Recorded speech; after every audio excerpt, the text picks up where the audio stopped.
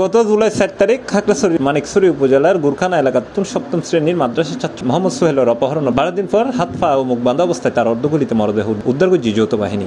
এই ঘটনায় গত জুলাই 11 তারিখ অপহৃত সোহেলের পরিবারের দায়ের করা মামলায় দফায় দফায় অভিযান চালায় এই ঘটনার মূল পরিকল্পনাকারী মাংসানু মারমা সহ মোট 7 জনের গ্রেপ্তার করেছে যৌথ বাহিনী। তাদের সর্বোচ্চ ফাঁসি চাই এবং সেই ফাঁসির ব্যবস্থা করতে সোহেল হত্যায় যতগুলো আসামি আছে সবাইকে ফাঁসি চায়।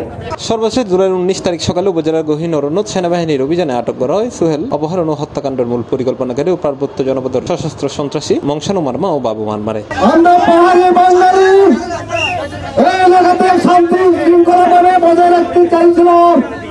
খুব সিরিয়াস, কারণ সন্ত্রাসী আমরা ধর্ম বর্ণ নির্বিশেষে তারা এমন ভাবে নিচে নেওয়ার পরে সর্বোচ্চ 1 ঘন্টা কি 1.5 ঘন্টা লাগছে দুনিয়া। পুলিশ সূত্রে জানা গিয়ে গত জুলাই 4 তারিখ রাতে উপজেলার সদরকির এলাকার নিজ বাড়ি থিরিবের ফতত মাদ্রাসা ছাত্র মোহাম্মদ সোহেলরে অপহরণ করে 5 লক্ষ টাকা মুক্তিপণ দাবি করে অজ্ঞাতনামা ব্যক্তি হল। এই ঘটনায় প্রতিবেশী কয়েকজনের সন্দেহ করে গত জুলাই 11 তারিখ অপহৃতের পরিবার মানিকছড়ি থানাত অভিযোগ দায়ের করলে জড়িত সন্দেহে কসম কারবারি ফারার শম্ভু কুমার ত্রিপুরা, গুরখানা এলাকার মোহাম্মদ মাইনুদ্দিন ও মোহাম্মদ ইয়াসিন মিয়ারে আটক করে পুলিশ। প্রাথমিক জিজ্ঞাসাবাদত আটককৃত অপহরণের পরে তারা সম্পৃক্ততার হতা স্বীকার করল অপহৃতের সন্ধান দিন না পারে। পরবর্তীতে জুলাই 16 তারিখ উপজেলার বুদংপাড়া নামের উপজেলার বুদংপাড়া নামের একখান এলাকার উগ্রসরাত্ম অপহৃত সোহেলের হাত পা বাঁধা অবস্থায় অর্ধগলিত লাশ উদ্ধার করে যৌথ বাহিনী। পরে জুলাই 19 তারিখ শনিবার সকালে উপজেলার গভীর অরণ্যে তাহা মাংসানু মারমা ও বাবু মারমারে আটক করতে সক্ষম হয় সেনাবাহিনী ও বিজিবি। এছাড়াও এই ঘটনায় অন্যতম আসামি মোহাম্মদ সফিউল্লাহ আদালতত আত্মসমর্পণ করেছে। মানিকছড়ি থানার ভারপ্রাপ্ত কর্মকর্তা ওসি শেখ মাহমুদুল হাসান ঘটনার সত্যতা নিশ্চিত করে হয়ে গ্রেপ্তারকৃত রবিবার আদালতের মাধ্যমে কারাগারত প্রেরণ করা হয়েছে।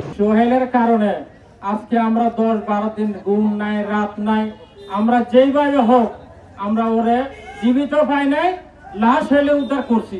যারা আছে সন্ত্রাসীর কোনো জাত নেই, কোনো ধর্ম নেই, তারা মানিকছড়ি উপজেলাবাসীকে বুঝিয়ে দিবেন যে কোনো সন্ত্রাসী বাংলার বুকে ঠাঁই নাই। কিন্তু এই ঘটনায় জড়িত আসামি হল দ্রুত বিচার ও ফাঁসির দাবিতে রবিবার জুলাই 20 তারিখ সকালে উপজেলা সদরত বিক্ষোভ মিছিল শেষে মানববন্ধন করছে পরিবার ও এলাকাবাসী। এর বক্তব্য রাখি হেডম্যান সাতুয়াই চৌধুরী, অংশাজায় মারমা, ইউপি সদস্য প্রিয়লাল চাকমা, আব্রে মারমা, গ্রাম সর্দার মুসলিম উদ্দিন, সোহেলের নানা আব্দুর রহিম, আব্দুল জব্বার সহ আরো বতকিয়াই। এই সময় তারা এই নির্মম হত্যাকাণ্ডের তীব্র নিন্দা ও প্রতিবাদ জানায় আসামি হলরে দ্রুত বিচার ও ফাঁসির দাবি জানায়।